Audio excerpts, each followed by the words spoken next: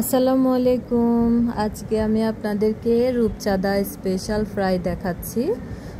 এই রূপচাঁদা মাছের ফ্রাইটা এভাবে করে খেতে কিন্তু দারুণ মজা লাগে। লবণ দিয়ে দিলাম মাছগুলোর মধ্যে, লবণ আর হলুদ দিয়ে আমি মেখে নিয়েছি। মেখে এখন তেলের মধ্যে দিয়ে দিব মাছগুলো। কড়াই বড় হলে একসাথে দিয়ে দিবেন, ছোট হলে 2-3 পিস করে দিবেন।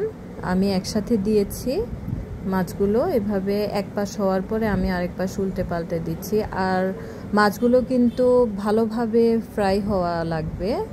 এভাবে এক পাশ হওয়ার পরে কিন্তু আমি আরেকবার দিয়েছিলাম ভালোভাবে ফ্রাই হওয়ার জন্য।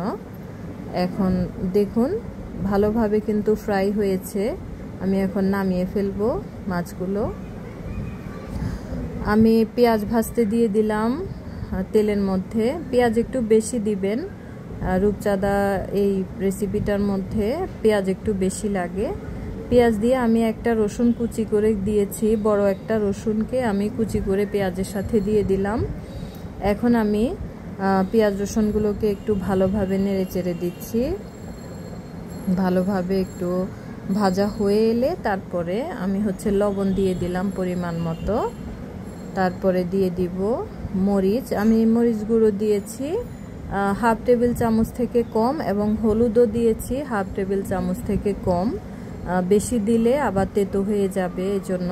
আর মরিচ আমি কাঁচা মরিচ বেশি দিব, কারণ কাঁচা মরিচগুলো খেতে খুব ভালো লাগে। ভাজা হওয়ার পরে পেঁয়াজ এবং কাঁচা মরিচগুলো খুব ভালো লাগে। দেখুন আমি 10-12টা কাঁচা মরিচকে ভেঙে তারপরে দিয়ে দিয়েছি।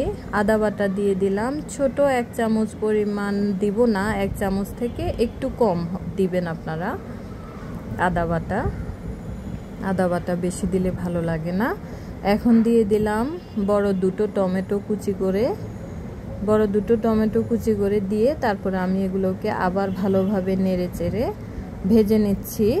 ভালোভাবে ভেজে নেওয়ার পরে আমি সয়া সস দিয়ে দিচ্ছি 2 টেবিল চামচ সয়া সস দিয়ে আমি আবার ভালোভাবে এগুলোকে নেড়ে চেড়ে নিচ্ছি।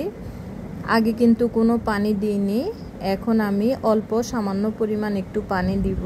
এই যে পানি দিয়েছি, আপনারা অল্প পরিমাণ পানি দিবেন। এখানে বেশি পানি দিলে কিন্তু ভালো লাগে না। এই টমেটো পেঁয়াজ এগুলোর মধ্যে মানে টমেটো সসটা দিয়ে দেওয়া উচিত ছিল।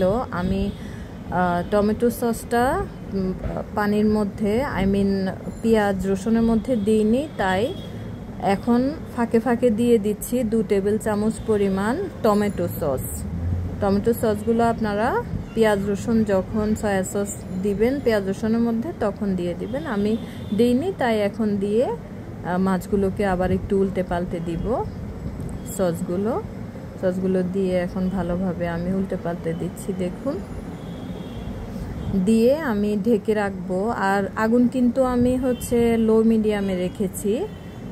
আগুনের তাপমাত্রাটা যদি আপনারা বেশি রাখেন, হাই হিটে রাখেন, তাহলে পুড়ে যাবে, ভালো লাগবে না। লো মিডিয়ামে রেখে আমি এখন 5 মিনিটের জন্য ঢেকে দিব। 5 মিনিট পরে আমি আবার মাছগুলো উল্টে পাল্টে দিচ্ছি। দেখুন আস্তে আস্তে কিন্তু মাছগুলো হয়ে এসেছে। আমি এই মাছগুলো উল্টে পাল্টে দিয়ে আবার ঢাকনা দিয়ে ঢেকে রেখে দিব 5 মিনিটের জন্য। আমি আবার ঢেকে রেখে দিচ্ছি। 5 মিনিট পরে দেখুন হয়ে গেছে। টোটাল 10 মিনিট সময় লেগেছে আমার রূপচাঁদা মাছ ফ্রাই হতে।